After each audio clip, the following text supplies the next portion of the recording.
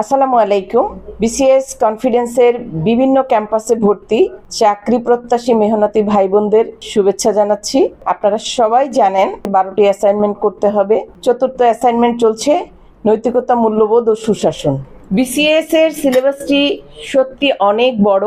এই বড় সিলেবাসটিকে বুঝে পড়তে হয়। প্রিলিমিনারি, লিখিত, ভাইবা, তিনটা প্রস্তুতি কিভাবে একসাথে নেওয়া যায় সেই লক্ষ্যেই আমাদের এই অ্যাসাইনমেন্টগুলো করানো।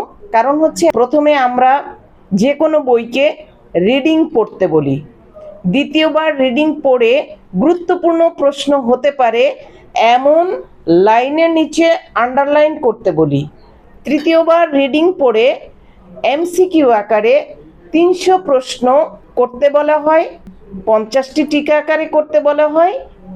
এরপরে স্পাইরাল বাইন্ডিং করে রিসার্চ টিমের কাছে জমা দিতে হয়। রিসার্চ টিম এটা দেখার পরে এর উপরে একটি পরীক্ষা অনুষ্ঠিত হয়। এই অ্যাসাইনমেন্টের মাধ্যমে সে 5 ঘন্টা 6 ঘন্টা টেবিলে বসে পড়ার একটা ধৈর্য তৈরি করতে পারবে। তাহলে প্রশ্ন কমন না পড়লেও অনেকটা লিখে আসার মতো সুযোগ তৈরি হয়ে যায়।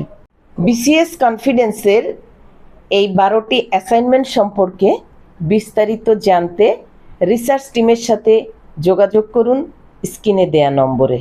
ধন্যবাদ সবাইকে।